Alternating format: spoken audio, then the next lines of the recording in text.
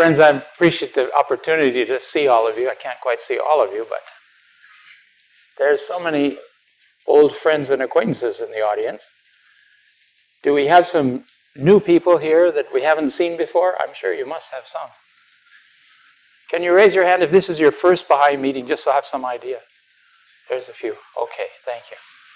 You're sitting close to well-informed Baha'is who'll be able to tell you all the things that I won't tell you tonight. But I'd like to give a talk that's a little bit of an overview about the cause and some of the things that I've been thinking about in recent times. You know,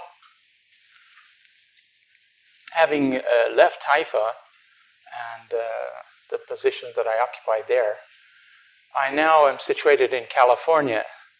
So I usually tell the friends that I'm not here to give you a call or rally to action, as I feel that's inappropriate now that I have a hammock in California.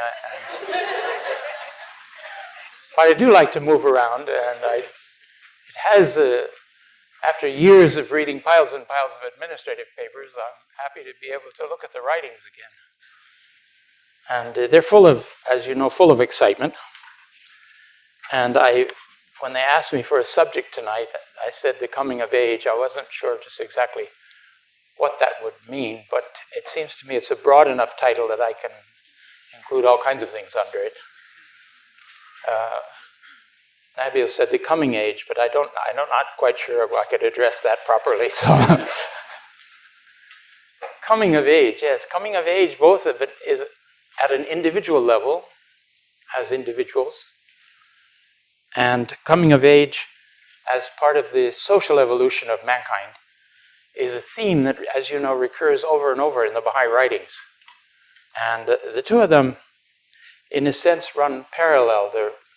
The additional requirements, the opportunities, the blessings, the obligations that are related to coming of age as a Baha'i at this time, in this period of the faith, I think are fairly clear to all of us. The coming of age of mankind is part of a long social evolution, we're told, in the writings of Shoghi Effendi, that began as early as Adam, with Adam, and has moved through different stages representing various periods of unification of mankind. First at the family level, and then at the tribal level, and finally at the level of the city-state, and now nationhood, which has really reached its prime during the time we're alive, and is calling for a new stage of development in social evolution, which is the global stage,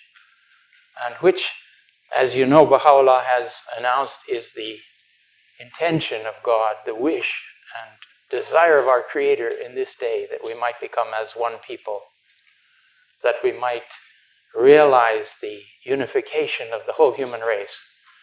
And at the same time, we've been then gifted with inspiration and new sciences and new developments, which really have put us all, as someone said some years ago, into one neighborhood. Being now so close physically, we have to learn to be close spiritually. And part of that coming of age is a great change in the way we view each other. And moving in this unity, towards this unity, we see all kinds of signs of it in the outside world. We look for them, I think, as Baha'is, because we're interested in seeing those signs of progress towards the goal. But the youth of today, the latest generations, are very much in tune with youth all over the world. That's kind of transcended the differences and distances which existed in the past between peoples. So in the field of sport, for example, there's international awareness of athletes and what they're doing, and think of the Olympic Games as a stage for the recognition of the oneness and wholeness of the human race. Or modern music. It has some of its downsides too, but it's listened to all over the world faithfully. And lately, youth have been united through the kind of language they have to use when they don't speak a common language, which is a kind of internet English, which those of us in this room are fortunate that we speak English, even though we might not fully understand internet English. It took me a while to catch up with LOL. I write things and people would write back LOL. And for a long time I thought it was lots of love, but some of the things I was saying didn't match that particular expression. So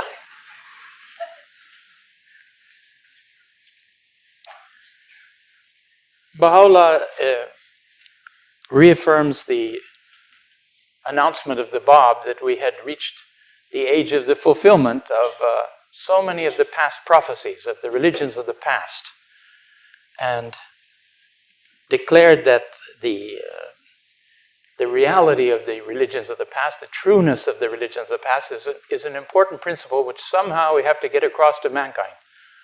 Baha'u'llah has given us a marvelous instrument for that, and that's the Book of Certitude, the Kitab-i-Gan. Because one of the main factors holding back the development of mankind, as much as religion is ignored, is the fact that all these revelations and the foundation, the core teachings of each of these revelations of the past is really part of a progressive revelation, that there's one God, and as you know, there's one religion, and that religion has had its expressions in different periods. Now, in the Gan, Baha'u'llah is addressing the uncle of the Bab, the herald of the faith. And he is concerned that the prophecies in Islam don't match the circumstances of the Bab's life. Those were the questions that he centered those questions in addressing Baha'u'llah, asking him if he could help him to understand. And Baha'u'llah has given this Book of Certitude, which far transcends the problems of the uncle. It addresses all of the people of the world, all the followers of great religions, who have this problem that the next religion after their religion, because of the way their religion has evolved and, if I could say in some sense, fossilized, become fixed in certain attitudes, which then have kept the followers of that religion from embracing their promised one when he came. And Baha'u'llah uses, in the case of the Gan, the Christians not recognizing Muhammad when he came. Abdul Baha, in his travels in the West, gave the case of the Jews who had fixed certain ideas in their mind how their Messiah had to appear and what conditions he had to fulfill. And Baha'u'llah then addresses the problems that the Muslims had that the Christians had with Muhammad's coming, and likens that finally in the second half of the book to the problems that the uncle is having with the Bab. And he goes into an interpretation of various elements of the holy books, certain terms that have been misunderstood. One of the main ones having to do with sovereignty. That is, that the manifestations of God, as we call them in the Baha'i teachings, these prophets of God come with absolute sovereignty, but they also come in a human station at the same time, and the appearance of having to suffer the outrages of their enemies and hunger and all types of human shortcomings, demonstrating clearly that they're in a human body and that they are human realities, has been a veil, has been a shadow that the people haven't been able to penetrate. And then they say, well, Christ was supposed to come on the throne of David. And the Jews said, where is the throne and where is the sovereignty of David? How does he manifest that? It's, here he is, he's a carpenter, and he's hardly has a place where he can lay his head, and all of these things that became veils for them. And yet we see how at length, and Baha'u'llah also dwells on this in the Kitab-i-Gan, we see how at length his sovereignty was extended over the whole known world, and the kings brought their crowns to his inheritors, so to speak, even though some of that was more complicated than I want to go into tonight, but the papacy and all the other things that were there. But the kings of the world still take pride in their Christian origins. So the sovereignty finally comes out, and of Islam the same when Baha'u'llah explains about the sovereignty of Muhammad. He says, at first this was not at all evident, but in the long run it became manifest. Entering into many more details than we can really examine this evening, he traces this history to show this history that this is a repetition, that one of the proofs of the coming of a manifestation of God is the opposition that he raises.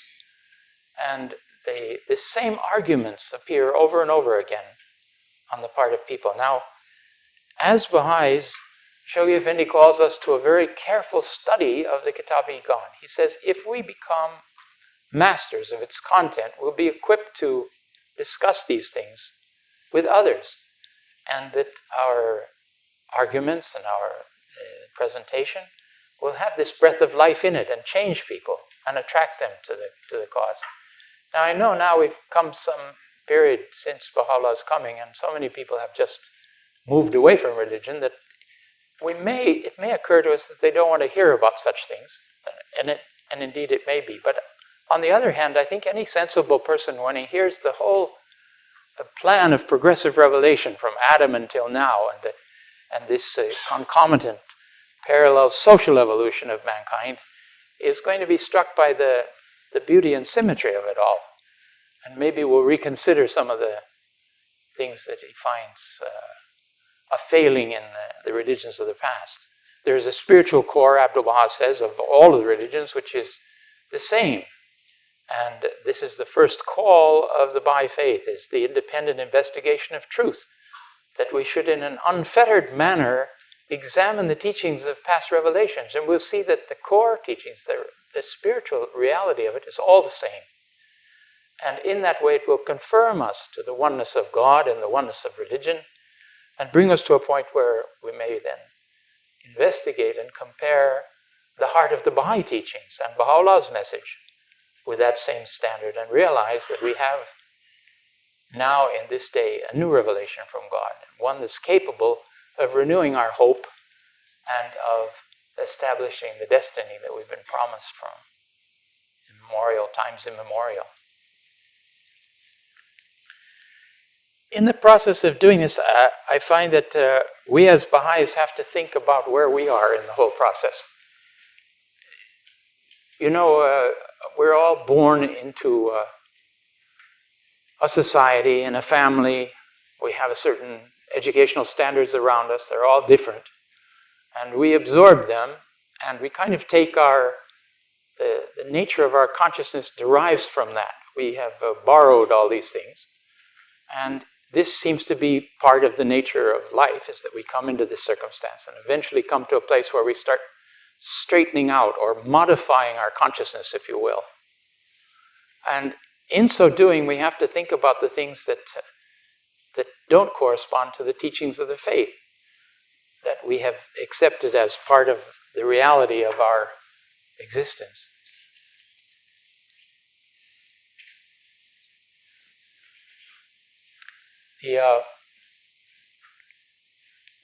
That would include the attitudes of our parents towards the faith, even when we're Baha'i Zadehs, even when we've been born in a Baha'i family.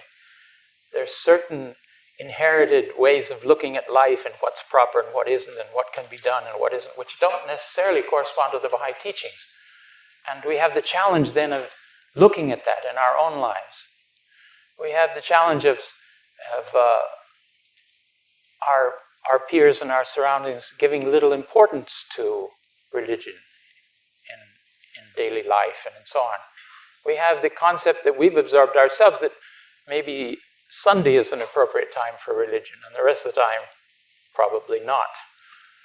That we have a concept that some of us have imbibed that the Baha'i standard is so high that I can't get there anyway, and here's the standard of the world, and here's Baha'u'llah's standard. So I'll put myself in the middle somewhere. After all, Baha'u'llah does say moderation, doesn't he say moderation? So now we have this moderate position, which, as far as I can figure out, is halfway between hot and cold. In other words, lukewarm. And I think Christ says the Lord will spew the lukewarm from his mouth. it doesn't sound like a very pleasant experience. I think we should rather hold to the standard of Baha'u'llah. Now, the standard of Baha'u'llah, I would say, is moderation. So if you want to exceed that standard, you may be immoderate. And if you want to do more than Baha'u'llah asks you to do, which I can hardly figure out what that could be, then you would have gone out of the limits and you would have been fanatic. But to adhere to Baha'u'llah's standard, which is such a challenge to us anyway, is very, very important to absorb the teachings. Now, it seems to me we have this kind of faith that's, as I say, is based on all kinds of borrowed factors that we have to, little by little, replace. It's like a murk of sorts. Not you, me. Murk, that gradually has to put the crystals of revelation, the verses of God into it, until suddenly it transforms itself into a crystal. And then it becomes light absorbing and light refracting, light reflecting.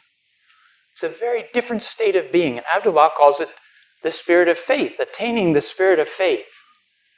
And sometimes we think that by saying we're Baha'is, that fulfills the requirement. But Abdu'l-Baha says there's lots of people that carry the name Baha'i that aren't Baha'is, and there's others that haven't formally embraced the cause, but lived the Baha'i life. So we have to think a lot about that. How do we replace our former ideas with the ideas of the cause? And it strikes me that in order to do that, we have to study a lot. We have to absorb the teachings. We have to make a deep, and as Shoghi Effendi says, painstaking effort to absorb the literature of the cause. Now, in the present development of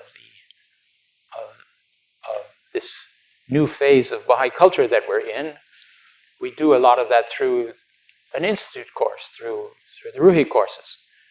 These Ruhi courses are intended to train the Baha'is, to give them confidence and capacity to be able to carry out the core activities and to serve the cause as best they can. But at the same time, the House of Justice has reiterated in the Rizwan 2010 message that the obligation, the standing obligation of all Baha'is to gain a greater understanding and to come to a deeper appreciation of the stupendous revelation of Baha'u'llah is a constant. I would like to propose that we have two different kinds of obligations. We have certain group activities that we have going on now, but that we can't separate those from the individual obligations that we have. For example, we do a lot of deepening, or we do a lot of study, the Ruhi courses and so on, in groups. We also teach in groups. But at the same time, we have Shoghi Effendi talking about this supreme obligation of the individual to study and to teach the faith as an individual. And so much of our time is not spent in the organized activities of the community, but in our workplace or in our studies or with our families, where we have the opportunity to individually teach the faith.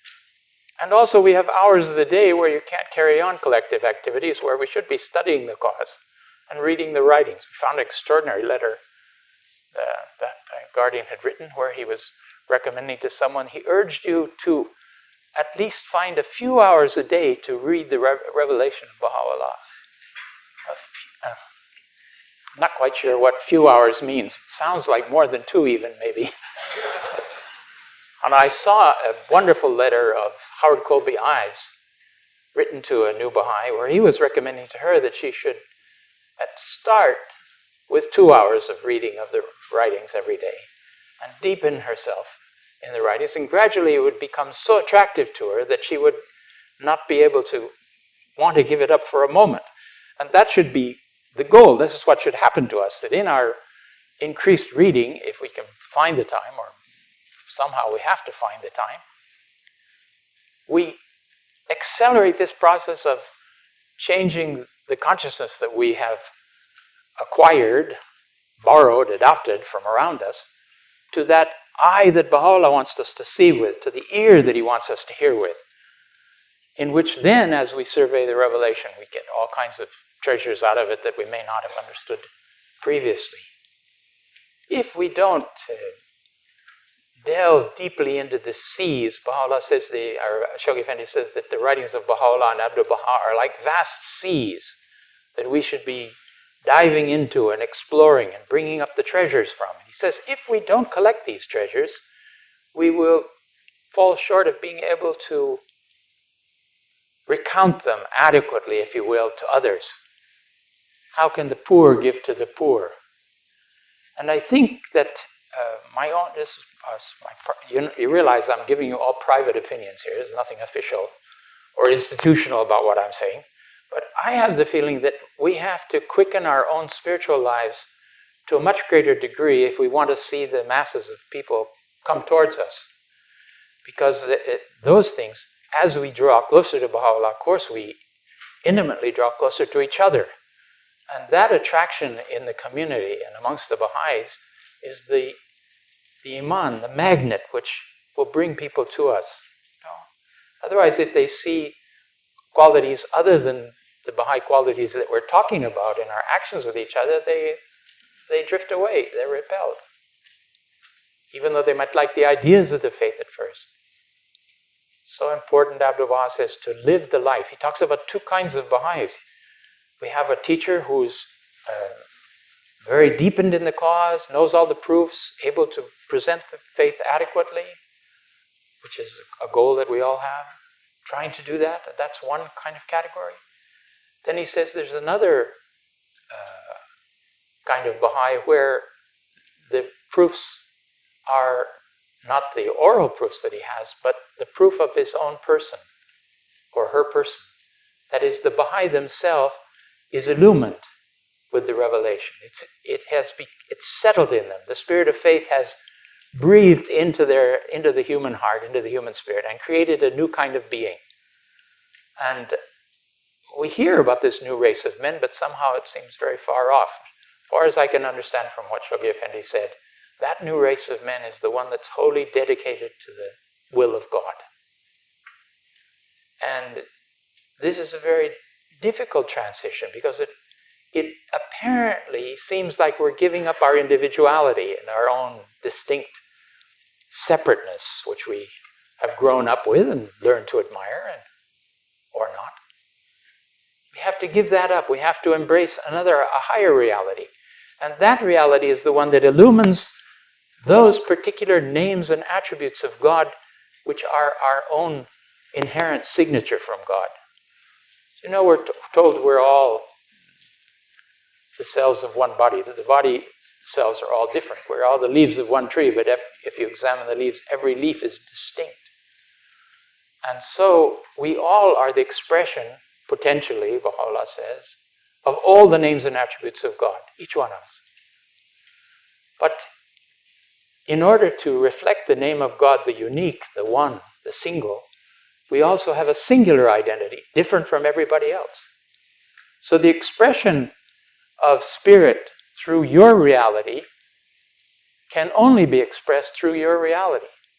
It's a one-time thing. It's coming into the world of creation, and in the writings of Baha'u'llah, when he talks about the next world, he says one of the things we'll want to do is to witness the reality of every sanctified soul. What does that mean? First he tells us we'll be in the company of the holy ones, and we'll attain to the presence of the prophets and messengers of God. And they will inquire of us that which we have, what has befallen us in the path of God. And so I think it's good to remind ourselves that if we haven't suffered very much, it may be a very short interview. But if we've given our lives and we've suffered the whole way, all the way to the end, well, we'll have much more joy out of it all. Witnessing the reality of every sanctified soul, it seems to me that is the name that Baha'u'llah has given for seeing the light of God shining out of you in a unique way that it doesn't shine out of anybody else. They used to say about the religion, I don't like religion, everybody's like sheep, I have to do the same thing. Actually, it's just the opposite. the great reality of religion. Think of the hands of the cause of God. Each one of them so distinct and shining in their very particular way. They had a meeting, they tried to figure out what is the hand of the cause. What caused Shoghi Effendi to make us hands of the cause? Maybe we could find some more hands or something. That was originally the hands didn't know what they were going to do with their institution. And they couldn't come to any conclusion except submissiveness and obedience to the guardian of the cause. That was the one common element amongst them all. Now we think of them, there's nothing similar between the different hands of the cause. Were inspirational to us. I don't know how many of you have seen Hands of the Cause. Maybe we're getting too far beyond that, but I think you can all recall those Baha'is that have been radiant enough to impress you with their presence. And you realize that they have somehow attracted this light of God, the light of their inner spirit. They've set the lamp of their own inner being aglow, and that is so attractive.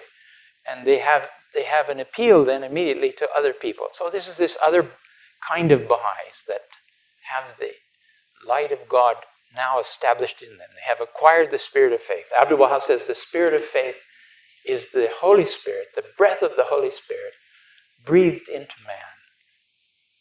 Now, that's something that's active. It isn't something that is acquired and that's the end of it. It has to be renewed all the time. So we're not always steady in our position of faith. It goes up and down. Abdu'l-Baha talks about interpreting one of the hidden words where he talks about the heights of fidelity. He said that this is a very high station. There is a very high station of faith that one can attain to, but he said it's very difficult to maintain it yourself there. You come into it for moments, perhaps, and then you drop back again. So this whole attitude of becoming what Abdu'l-Baha calls incarnate light in the divine plan, he calls upon us to become incarnate light. The challenge is terrific. And I think at times we don't. I know myself, I wonder what exactly that means. I see it sometimes in other people, but now, because the unique set of names in you is different from anybody else, your contribution that you can make to the cause can't be made by anyone else. It can only be made by you. And you deprive creation, if you don't develop this level of perfection, you deprive creation of that expression. So in a sense, you bear kind of a weight of guilt about that. Because God has given us the message, He's given us the revelation. What are we doing with it? Are we headed to the goal? Or have we sat down and decided it's too difficult, or made excuses for ourselves, all of which brings then tests and other difficulties to develop our awareness and our wish to improve. What do the prayers say that we say every day? Shoghi Effendi, in the last years of his life, in so many of the letters that he wrote back to the friends, talked about, and in messages in general too, talked about 4 aspects to Baha'i life. He said they were prayer, meditation, study, and action. And sometimes with the pilgrims, he'd elaborate a bit. He said we should, for prayer as an example of prayer and meditation, we should look to the Persians. And for study, we should look to the Germans, who were nothing superficial. They had learned Arabic and Persian, and he was, of course, thinking about the hands of the cause that he eventually named.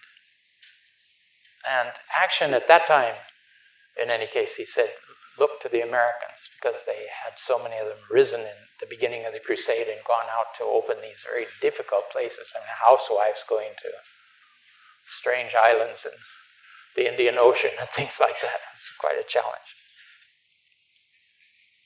So he says these should be in balance, in equilibrium in our life. And the action is the only one really that relates to collective activity. You can have study classes together, you can have devotionals together, that's true. But these 4 are something going on at our own inner level, and we have to draw from them the strength and integrity of our service, of our action. And if we get too concentrated on the outside methods and ways of the plans and so on, without this fortification, this inner fortification, this spiritual fortification, we lose our push a little bit. And we find ourselves then saying, well, I'm a little bit tired to go out. I don't know. I can't go to another reflection meeting. I don't see anybody reflecting there. Does it occur to you that maybe you're supposed to bring something to that meeting? If you don't get what you want out of it.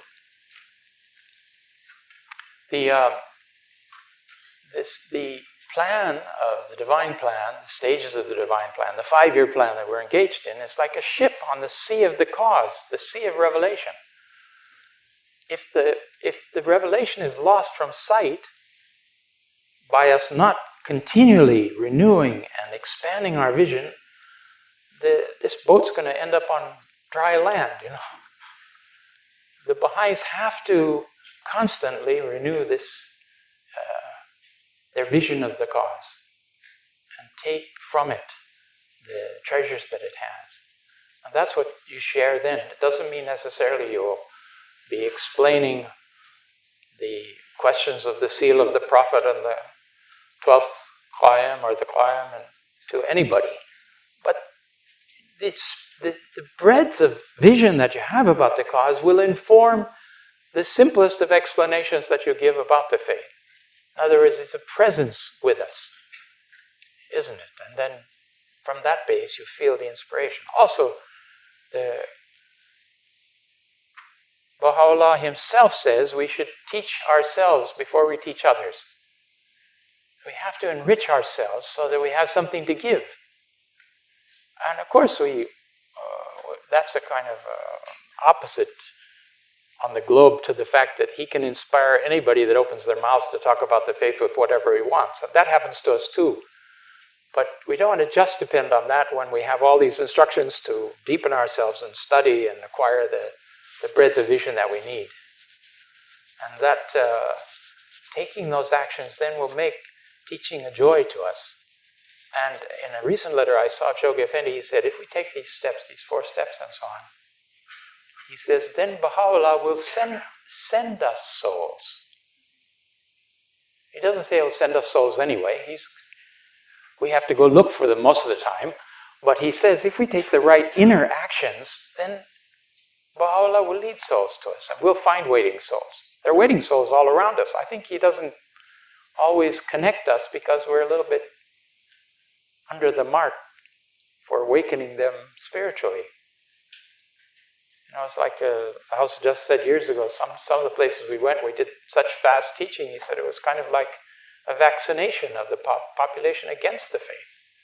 They embraced the cause, they loved the cause, and we never went back.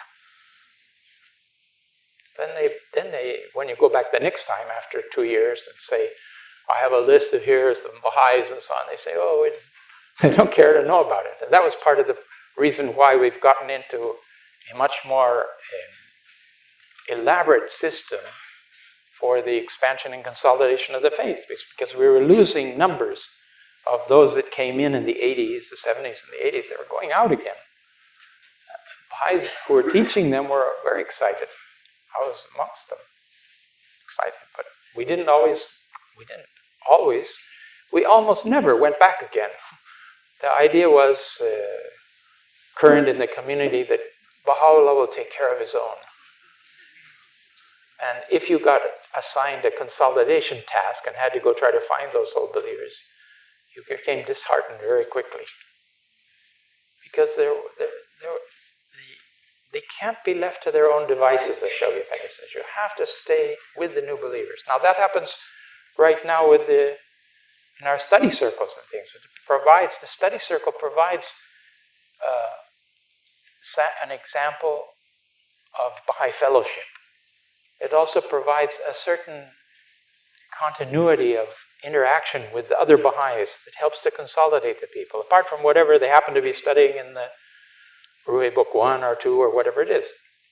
So this is led, particularly in third world countries and places where the friends gather together, has led to a new kind of association that they have. It's important for us to recognize that's part of the process of being able to attract and hold masses of people, which, given the message that we have, we want to get it out there so that it will provide the basis for this new world order that Baha'u'llah has promised will come into being.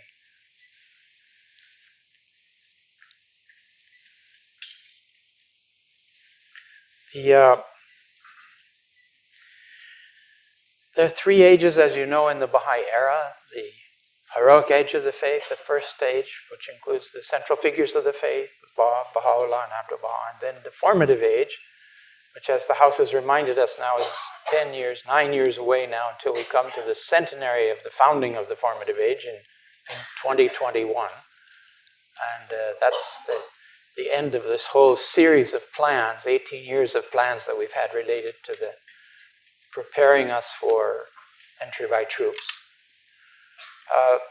Then the formative age of the faith closes when we enter the golden age of the faith. We don't know the dates yet, the timing on that. It seems like it's somewhat dependent on what we do in the meanwhile, how soon that will come. But Shoghi Effendi, in his writings, refers to the forces of light and darkness. And these forces are the creative energies, these dynamic forces released by the manifestation of God with his revelation. Through the verses that he reveals, they stay inherent in the verses, and that's a mysterious process, how something spiritual, an inspiration in the heart and mind of the manifestation, then becomes a sound spoken in the air, a physical sound, and then becomes scratches of ink on a paper that 100 years later you look at that paper or a copy of it, and you're able to go back and commune with the spirit that was released when the verses were first revealed. Think of that. Think of the Bible inspiring people down through the centuries. It's an amazing thing. He says this is no ordinary word. Don't ever take our word as an ordinary word. There's nothing ordinary about it. Every single word the manifestation reveals is endowed with a terrific power. The Bab starts explaining in his writings about the Surah of Kosar from the Quran, 3 verses. He writes 750 pages of revelation about the meaning of those 3 verses. Oceans, he said, surge in every word, in every verse. Not only that, he says, in every letter. He begins to interpret the individual letters of the individual words of those verses from the Quran. Unexplained mysteries and beautiful things from it. So we never can take it just as something very limited. These forces are released, they're there, latent in the words.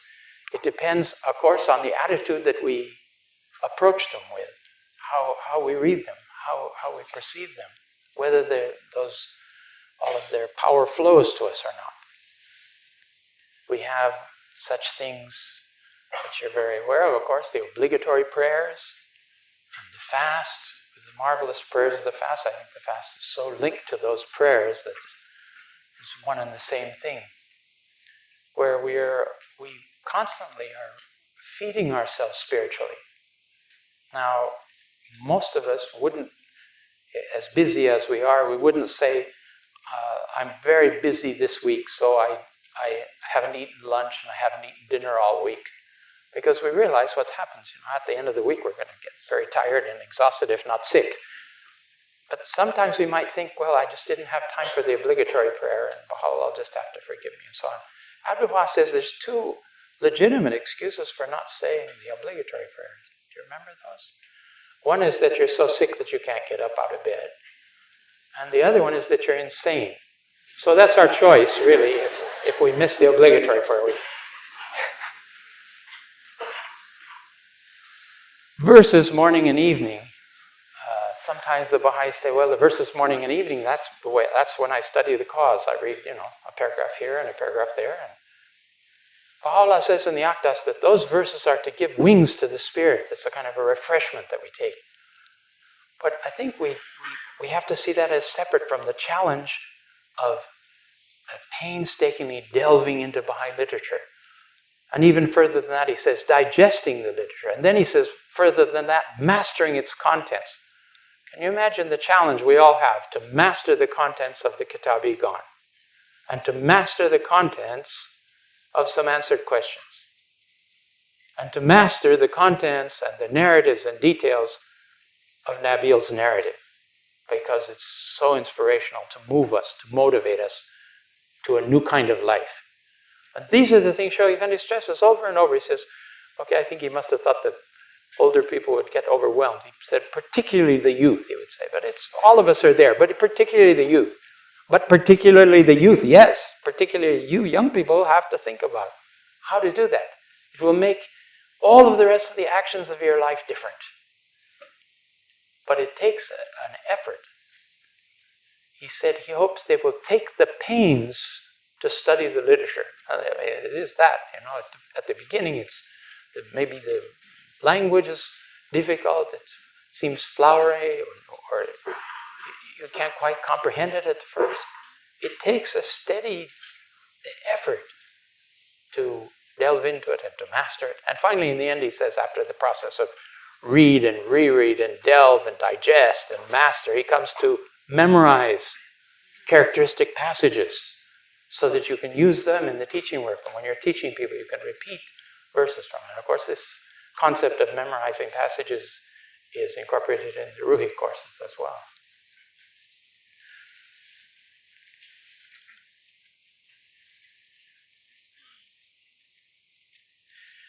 The three ages of the faith with respect to the forces that have been released, Shoghi Effendi connects three terms with them. With regard to the forces in the heroic age, he talks about their being infused or instilled into creation, into the world. And with regard to the forces in the formative age, he talks about how those forces in this formative period that we're in now, and I think in a sense we are all formative Baha'is, we're forming still, so to speak, and the faith is still in a formative period, and that the name is so characteristic of the time we're in. There is another name for it, but it's a little heavy. It's called the Iron Age. And you may be able to identify with that at times too. So now, he says, during this age, the light is being diffused. Abdul Baha talks about the divine plan, diffusing the light of God all over the planet, all over the surface of the planet, to all the different countries. And the scroll of the Knights of Baha'u'llah was based on the territories mentioned in the divine plan. When they were had all been opened, then we had the ceremony in 1992 of placing this scroll that the Guardian had originally created just inside the entrance of the shrine of Baha'u'llah. And those marvelous souls, the Knights of Baha'u'llah, are preserved. Names are preserved there, and of course the copies are available also for us to see.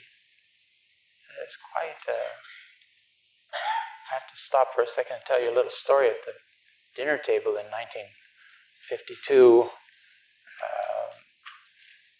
as the story goes, Shoghi Effendi was saying that he's going to single out these people that settle in these territories during the Holy Year. And he's thinking of calling them Knights of Baha'u'llah. And Ruhiya Khanum pipes up and she says, "What are you going to call the ladies, Shoghi Effendi? Knighties?" Those present say Shoghi Effendi didn't skip a beat. He didn't look at her. He just went on with his explanation.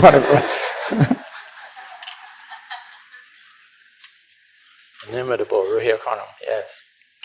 Then, in the Guardian's writings, he talks about another stage. We have the infusion in the heroic age. We have the diffusion of the light of God all over the planet in this formative period of the faith. Then we're moving on, and he says, now, as we move towards the golden age of the faith, the light of God has to be suffused.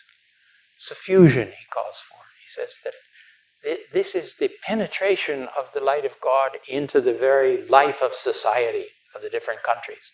First, they're informed that it exists and some attraction is created and the first assemblies are formed, but then there's this whole process of what we're beginning to look at, of going back to the neighborhood level and the local level, of diffusing and suffusing the life of people with the spirit of the cause. That eventually leads to the dawn of a world civilization. Shoghi Effendi talked about the process. One organic, cohesive process in the development of the cause. The seed of the revelation comes, it's planted in the womb of the world, so to speak, and it's growing there, and in the form of an embryo. It's been nurtured by the blood of 20,000 martyrs. It's developing there. When that allegorical child is born, he says that will be world order. That's why we call the administrative order the embryonic world order of Baha'u'llah. That's the administrative period. Quite different. Embryo behaves differently from a fully born creature. So now we have this young baby that's the world order of Baha'u'llah. He says that then has to grow to adulthood, and that's world civilization. One single process.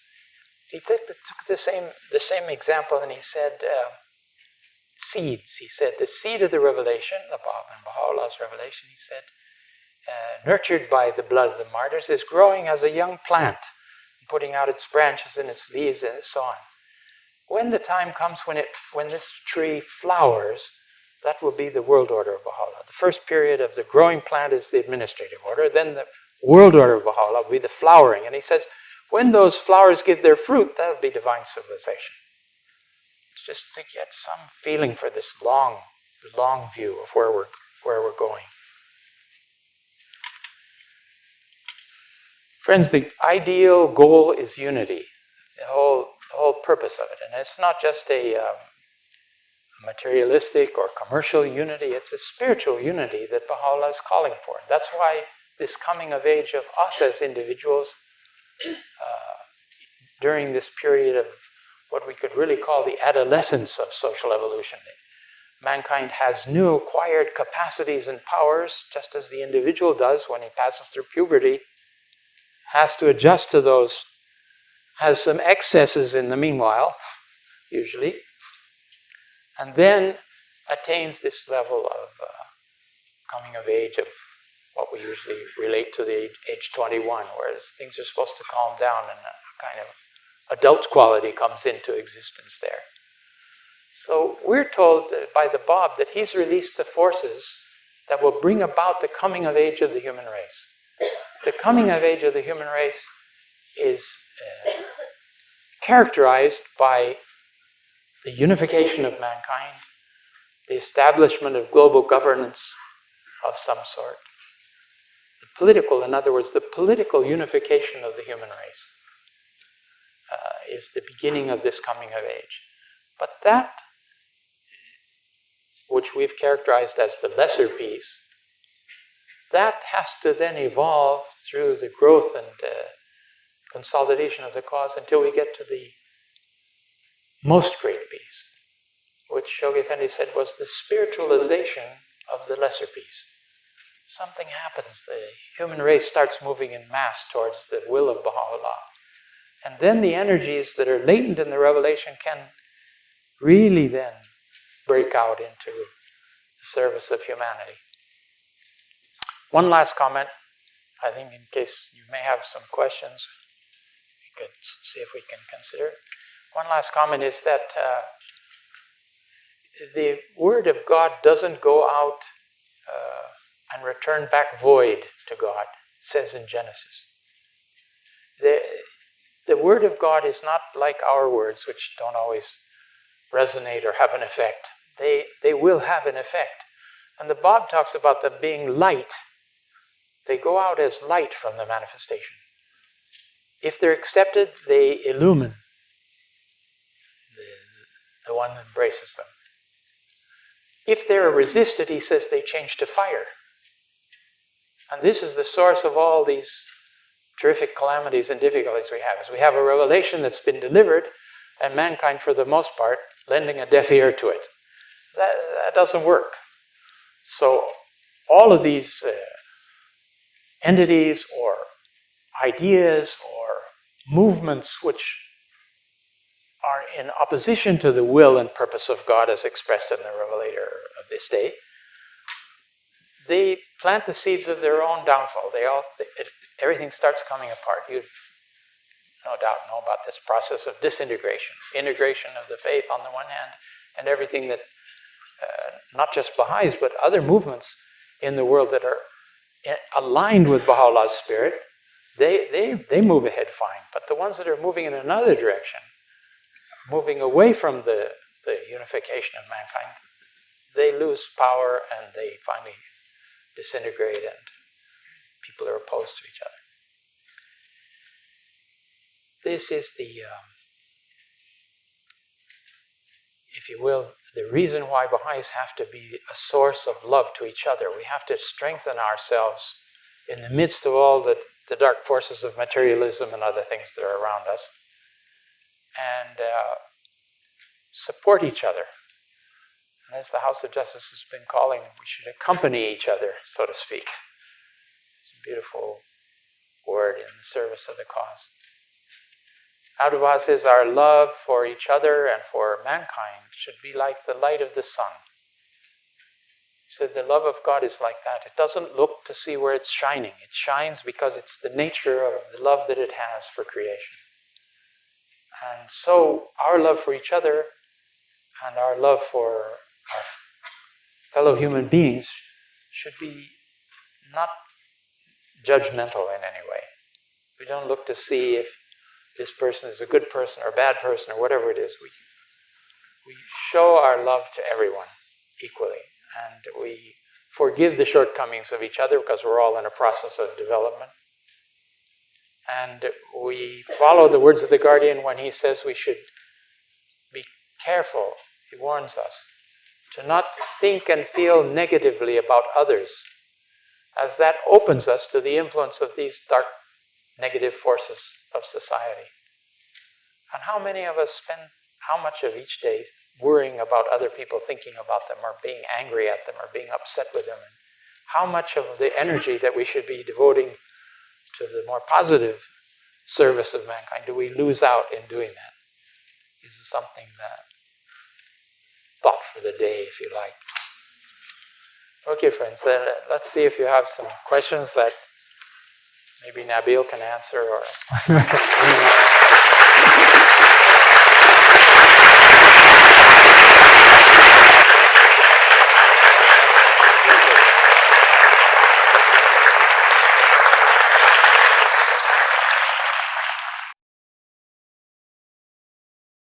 how does one know if they are a prophet?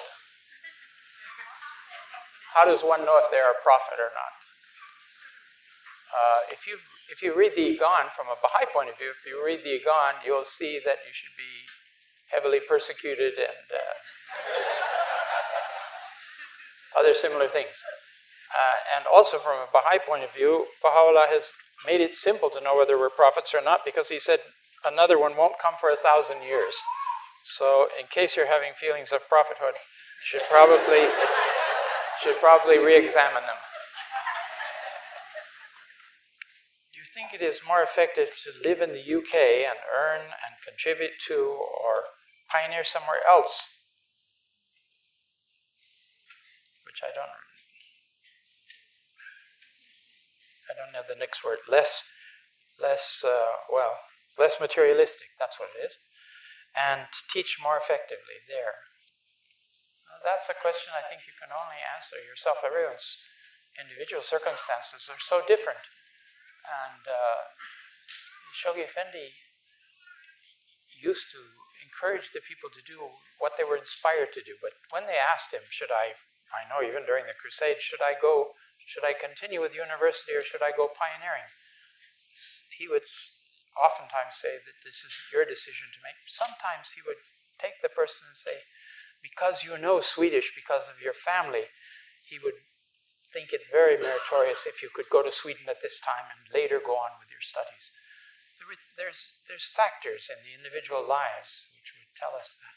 Surely UK, you need to be teaching the cause, but I think that the pioneering, a woman wrote Baha'u'llah once from Iran asking about pioneering. And he wrote a lovely tablet. It's not translated and published. I think there are, obviously that I know anything about it, there's some kind of provisional translation. But he says, be ye a pioneer to the realm of love. That this is the essential movement that God requires of us. If you can add to it physical movement as well out in the world, that's highly meritorious. But the essential one is to pioneer to the realm of love. And I think this coincides with this idea of Baha'u'llah saying that he wants us to read his writings, to see with his eye and hear with his ear. And that, if we all make that the goal, I think we'll find we can be effective wherever we are. What did you know about Nicaragua before you went there without Wikipedia and Google?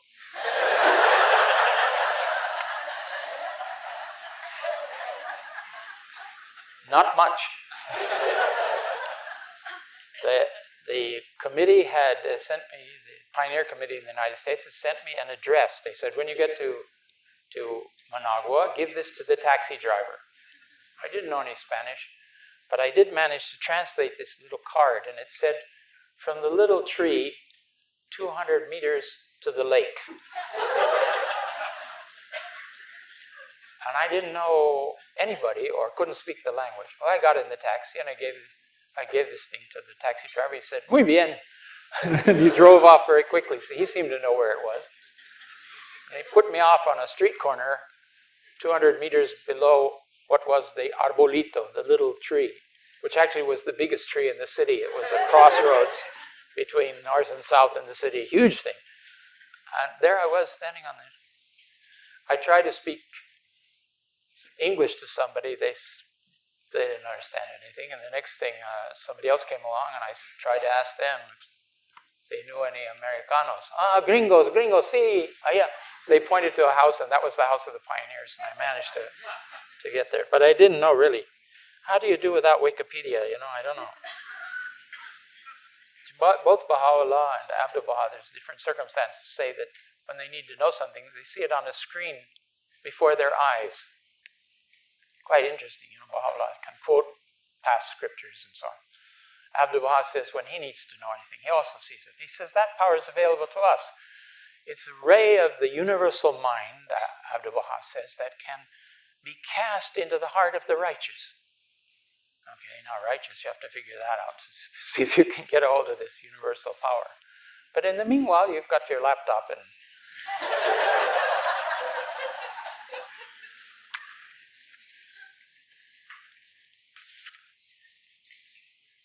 how do we analyze the world without focusing on its negative aspects? Probably you can't, as far as I can tell. You have to be aware of the negative aspects. Shoghi Effendi says we should study the forces of darkness, be aware of them. He lists about 30 of them in his writings. Everything from atheism and communism and all kinds of things. That's something we need to do. When we say we're not political, it doesn't mean we're uninformed. We should be highly informed. Shoghi Effendi read 4 newspapers a day. He took out the editorials and checked it, watched everything. And we need to, we don't enter into partisan politics, but we should be very aware of what's going on in the world around us. And at the same time, reading enough of the divine text so that you can make sense of it. That's an important interaction. If you haven't read The Promised Day Has Come, it's a very important book to read through, Message of Shoghi Effendi. And also the Unfoldment of World Civilization in the World Order Letters, another one.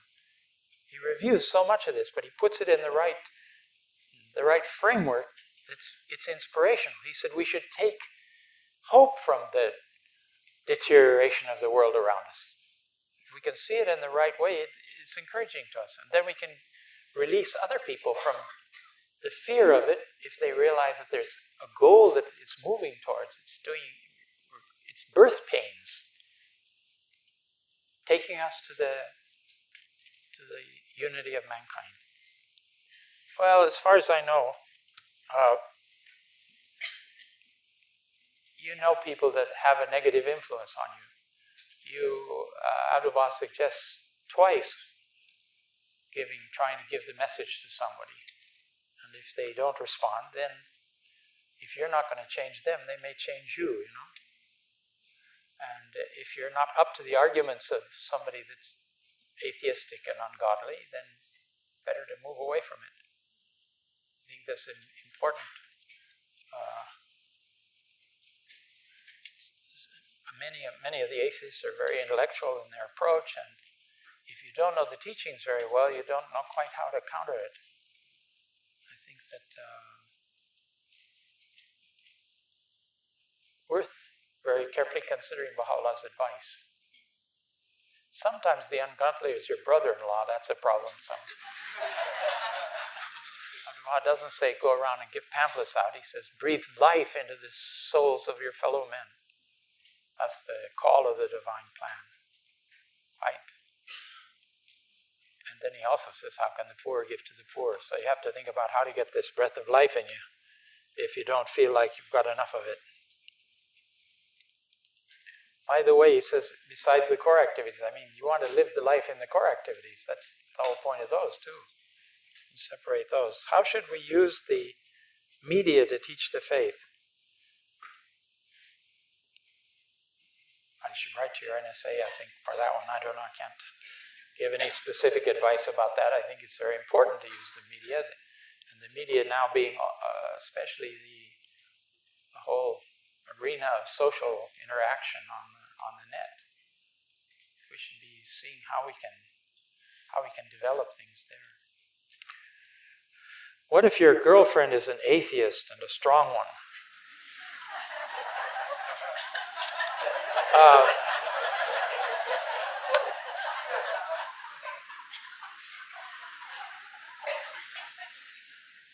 Pray, meditate, study, and act.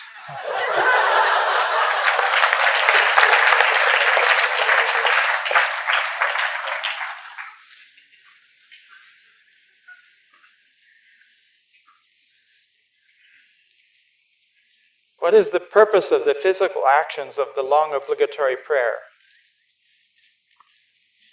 Some people think it's to prepare you for yoga exercises. Shoghi Effendi says that you can't divorce these movements from the prayer. They are essential to the prayer.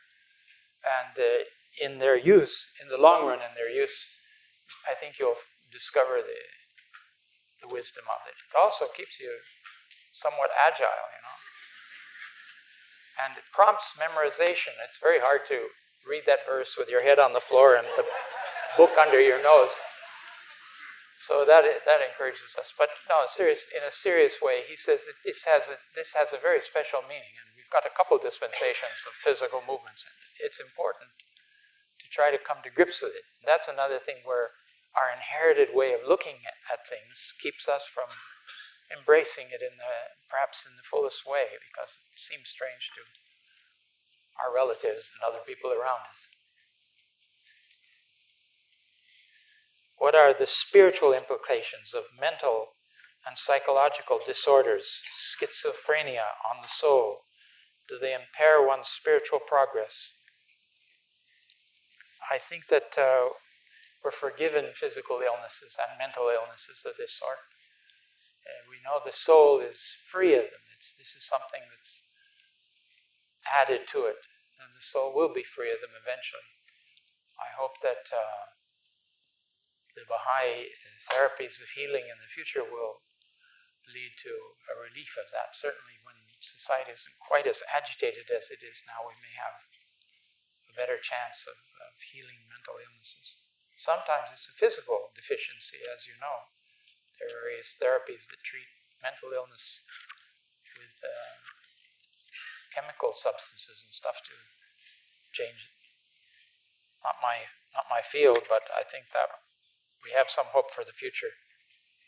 How do we meditate? I guess that's asking me how I meditate, because I don't know how you meditate. That would be a whole evening's activity if we all told how we meditate. I think I feel like I don't meditate enough. But certainly the faith is different from the older schools of some of the religions, in that meditation is clearing the mind, emptying the mind, going back to nothingness, so to speak. We don't have that. Every word that's related to meditation in the original writings is meditate, ponder, consider, over and over. It always relates to a verse or a specific term or some concept that the manifestation is introduced. So it's meditating on the teachings of the faith, I think, is the secret of that. Shoghi Effendi says we should be careful that we don't repeat the prayers in a rote manner. When we pray, particularly the obligatory prayer, and particularly if your prayers are reduced to the noon prayer, you want to think about the meaning of it each time. Otherwise it becomes routine, he said, and then you don't get the benefit from it. You fulfill the obligation, but you may not get the greater benefit that you would have if you weigh it in yourself. See, the middle of that prayer, or it's, my powerlessness and thy might. As we approach in our understanding in the study of the faith, the might and the riches of God, it reveals to us our own powerlessness and our poverty. So there's all kinds of things to think about in that.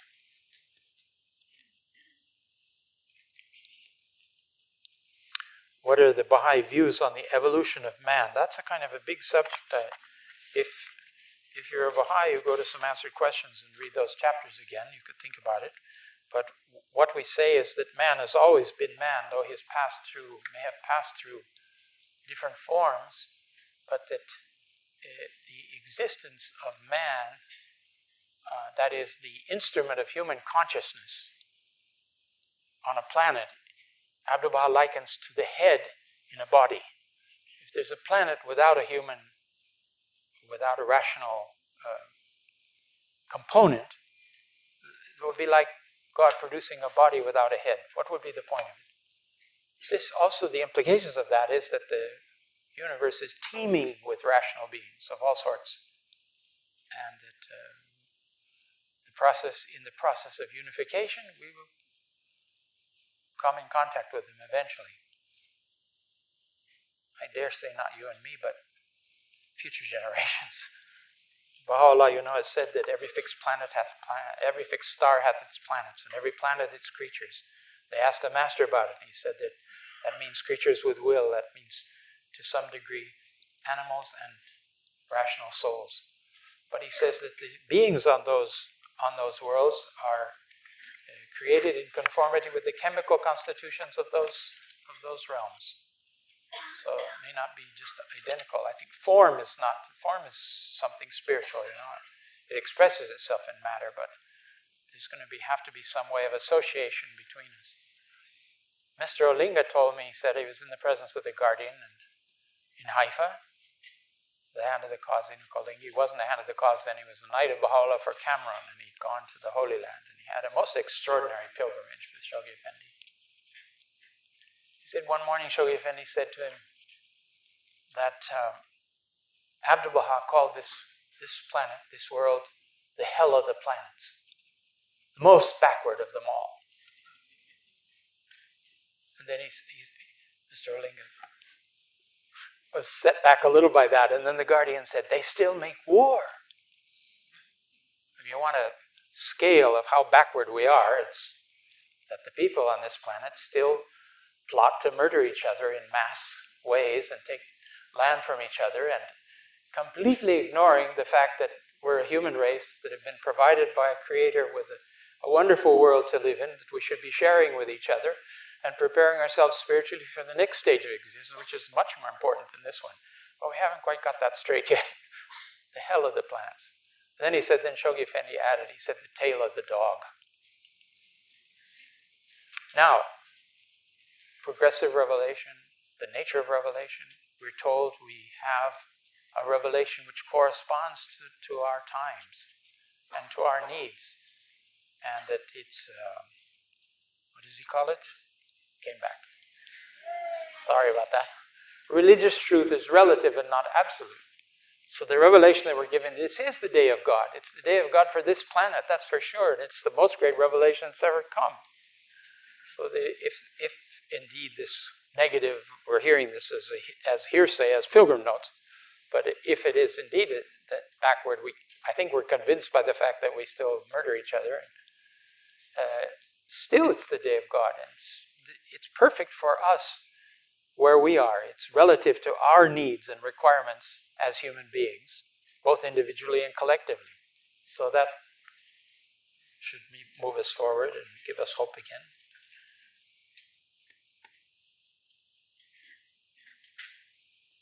How do we find the true religion objectively? I'm not sure what direction that question is going, but whoever made the question could ask some of the other Baha'is around them and see what they might make of it. Religion objectively. The true religion objectively, I think this goes back to the Igan again. The mysteries and the truths that the Igan reveals is the way to be able to judge religion. It's the best I can do with that one.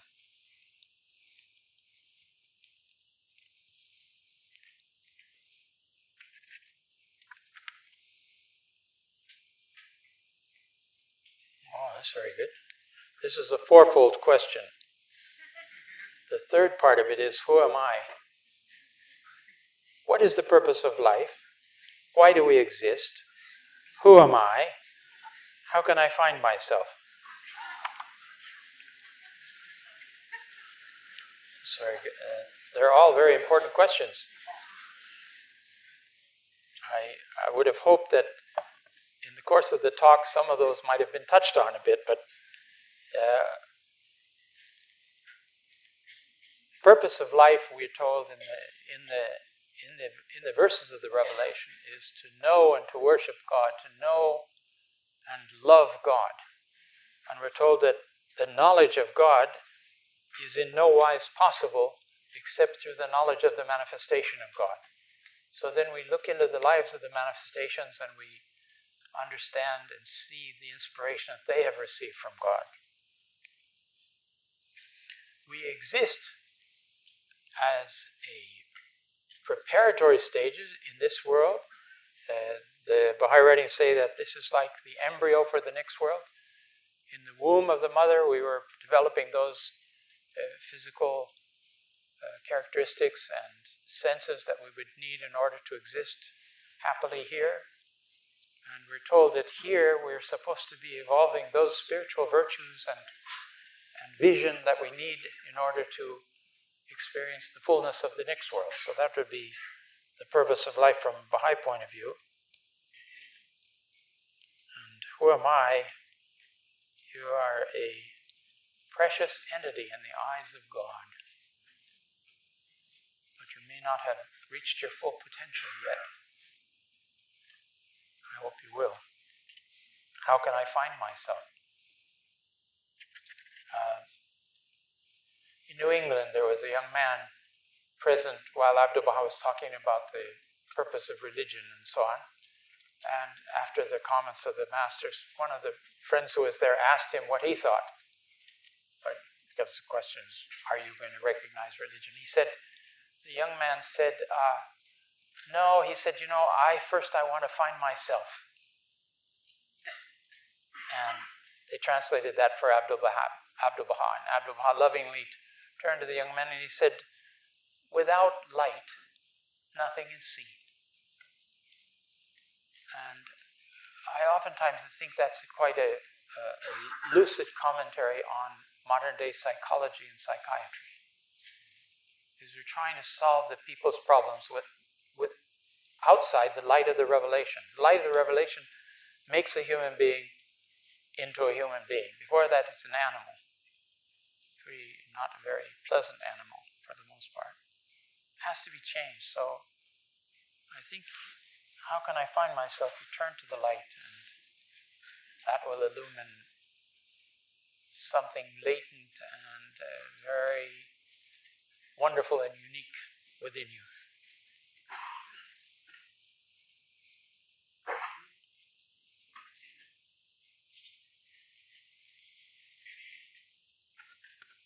Do you think that disability rights should be championed by Baha'is in the same way as racial gender equality has been? I don't know what my opinion would mean in that sense. I really haven't formed an opinion about comparison between those two things. I would think this would be something that you would either arrive at on your own, and Or you could ask the House of Justice where we would position ourselves in such a thing, but certainly we should be in favor of all the essential rights of other human beings. Should Baha'is support an overthrow of a regime? The Arab Spring, it says here. Sure, go ahead if you want, but you know,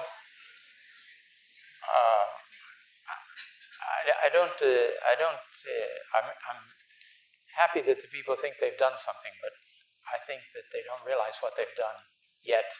That doesn't mean I liked what was there before, but I wouldn't put a lot of hopes in regime changes in the Middle East. There's a habit and pattern of life that's there, and mostly one has the impression that forces have led to this that will now take advantage of it. Because most of the young enthusiasm of being free or having liberty or freedom or all the whatever it is, it doesn't have much of a vision of what it wants. Maybe it's MTV, maybe I don't know what they have in mind, but whether they'll be able to follow through with that, we hope so. Whether they will then allow the faith to be taught openly, that we hope so. I think there's something about freedom can be measured by how much liberty the Baha'is have to share their religion with others. Could you please say a few words about the persecution of the Baha'is in Iran? Yes. Well, I think, Baha'u'llah is all-powerful. And I don't believe that what's happening to the Baha'is of Iran is just happenstance. It's all in the hands of Baha'u'llah. It's the revolution has done amazing things for the Baha'i community, and it's sobered up all the rest of us in the world too. I mean, when you think as a Baha'i, you're reading about the Baha'is being killed. Baha'is that were asked if they would recant their faith, they won't be killed, and they say, no, I'll stand for the faith, and they're killed. And then you think, what about me now, living in the West, and is this going to come to me? And what if it comes to me? How will I react? Very good question for everybody. I mean, this is very sobering in the Baha'i world. We had people writing, will you please stop sending these messages about all these bloody massacres? It's spoiling our feasts. Sorry about that,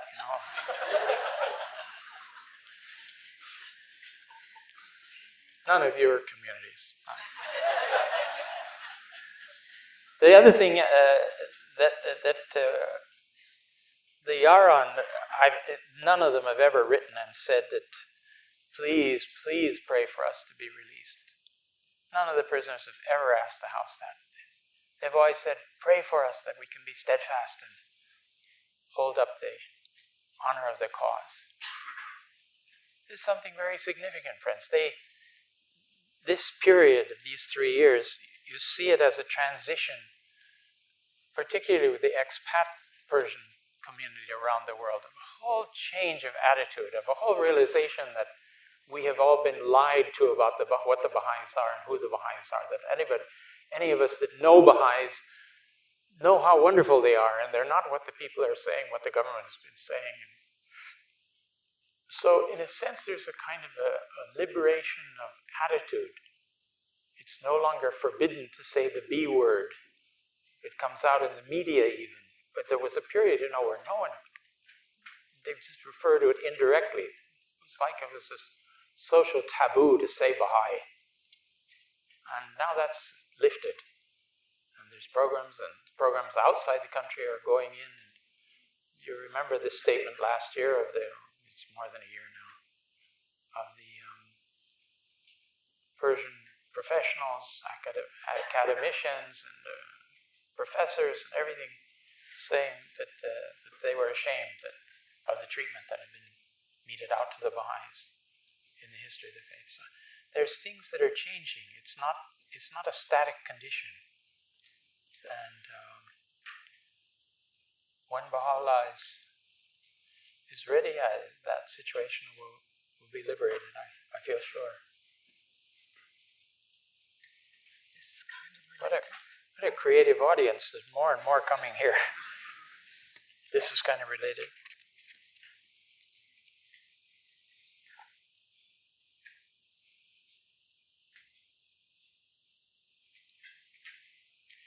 I'm teaching some practicing Muslim friends in a weekly study class,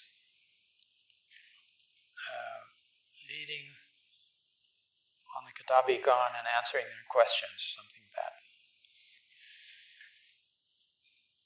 They have been honest in that they're learning about the faith to teach their own faith better and challenge the Baha'i faith. Should I be cautious about this, or should I carry on unrestrained as the wind?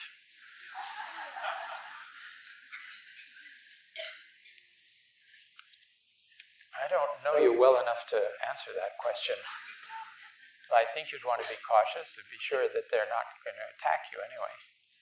But if you have a knowledge of the Igan in its original and you can bring points to them, how many of the Baha'is in the world came to the cause through trying to oppose it, through consciously trying to oppose it? So if they're at least looking at the faith in order to counter it, that's a good step towards coming to the cause.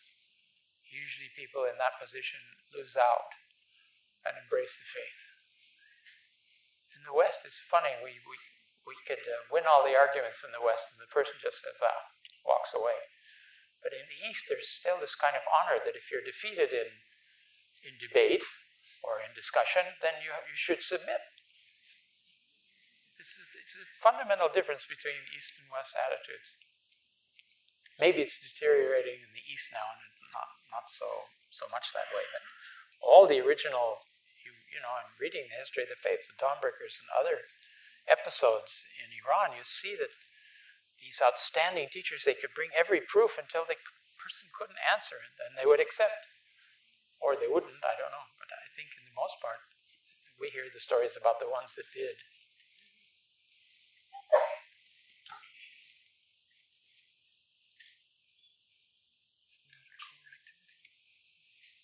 Yes, what's your view regarding firesides, although it's not a core activity? I think that Shoghi Effendi has said that teaching the faith in your home is one of the best ways to teach people. And maybe the word fireside has been superseded to some degree, but every place that I'm traveling, the devotional meetings are really the same as the old firesides. People don't smoke as much in them as they used to. I had to smoke to become a Baha'i because the fireside was so full of smoke in California that I couldn't breathe and my eyes would hurt so bad. So if I smoked, then I felt better. Some things are changing, it's good. I think that, the teaching of friends in your home, a devotional meeting or whatever other reason you have, that's part of individual teaching. If you want to call it a fireside, the fireside is just the model of the fireside where you had a public meeting where people came off the street and came in and listened and went away again and you didn't know what was going on. Has not proven very effective. But the home meetings and discussions after devotional, almost always after the devotional meetings, people are asking questions about it. Now, you could be very strict, but I think the House of Justice warned us about being too fanatic and strict about these things and say, no, this is a devotional, we can't answer your questions, We're praying all week that they'll ask questions and then we don't want to answer them. I don't know.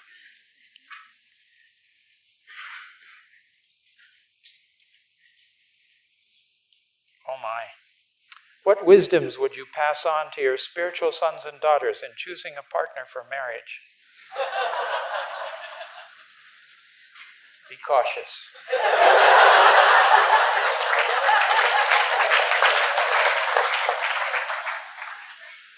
There's one clue. It's a difficult one, but if you can absorb it and you can match those circumstances, you're going to be better off. That is, Abdu'l-Baha saying that in marriage, if one partner loves the other partner more than they love God, it will be the cause of holding and hindering both of their progress. That means that your partner that you choose should love God and love the cause more than they love you. That's a kind of a safe starting point. And my wife and I put that up early on and talked about it, and then we said, okay, we don't ever discuss the word divorce. We don't bring that. You can argue, but we don't say, okay, well, let's get a divorce. It's too facile. Once you're in it, you do your best to stay in it. And there's a terrific confirmation, I think, to marriages that proceed like that. And if you put the cause first in your decision-making as a couple, then you find things move in a very different way from not. I remember we were always busy on weekends, so I'd say, okay, honey, next weekend we're going to stay home and just relax and enjoy each other. Then we'd fight like cats and dogs. So I'd say, okay, honey, we won't do that again. That was when we were in South America. There were things to do every weekend. What could you do? We had a lot of time together, but we didn't have the weekends always. She was the secretary of the NSA, and I was a counselor running around. So. What experience changed your life most significantly?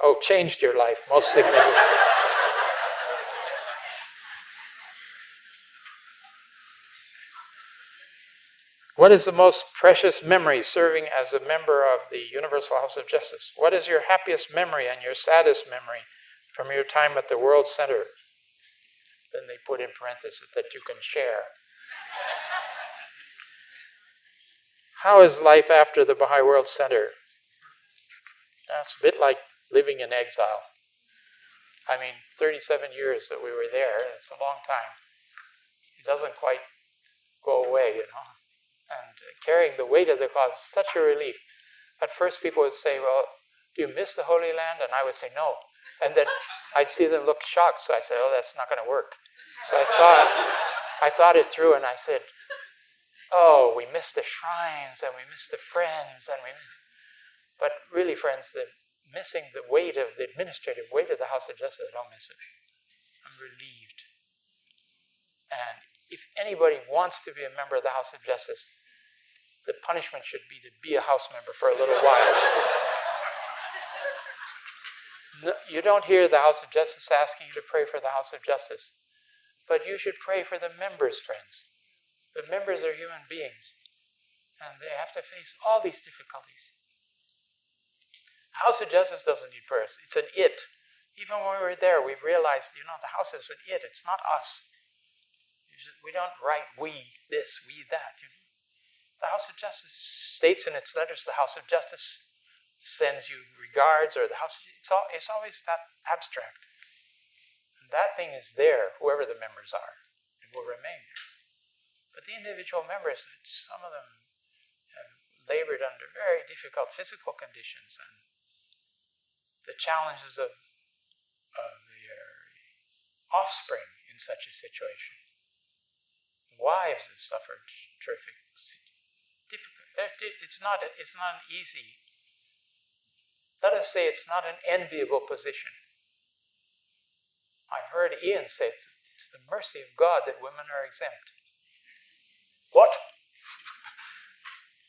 Militant women want to be on it, but I don't think if you were on it, you would want to be on it anymore.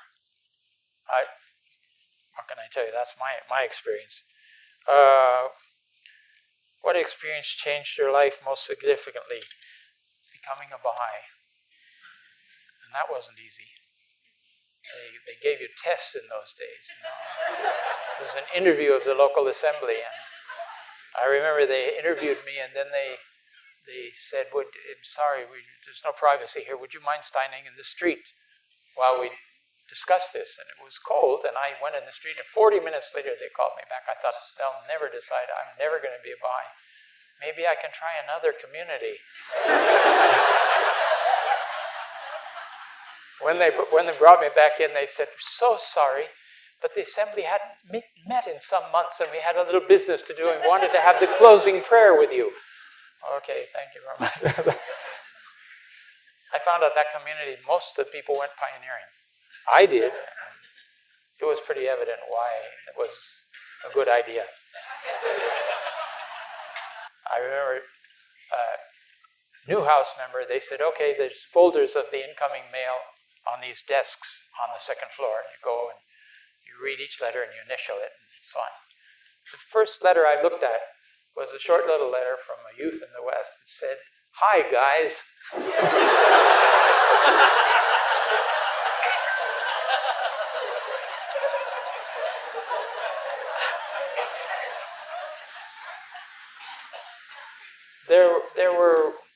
There are great moments in Haifa. As a house member, the house has to be able to do its work in a collegial way, and it's friendly and easy with the members, and there's a lot of humor that goes on too. It's impossible to manage any other way. But when anybody comes in the chamber or the presence of the house, or when the house goes out to meet the pilgrims, another atmosphere surrounds us. It's kind of an amazing thing. And one of the great events was when we walked out on the platform in Haifa, being on camera for the World Congress in New York. That was quite an event. You felt the Baha'is there, all in Newark. Everybody stood up, and we were seeing some screens of that at the same time that we were there. And we had a spokesman, Dr. Rue, who delivered the message to the Congress. How many of you were in that Congress? Some of you. Still, yeah. I don't know. The House of Justice will call another Congress at 2021. We'll see. What are your views on door-to-door teaching, especially in conservative suburban areas? Well, that's a setup question. What can I say about that? You keep that, okay?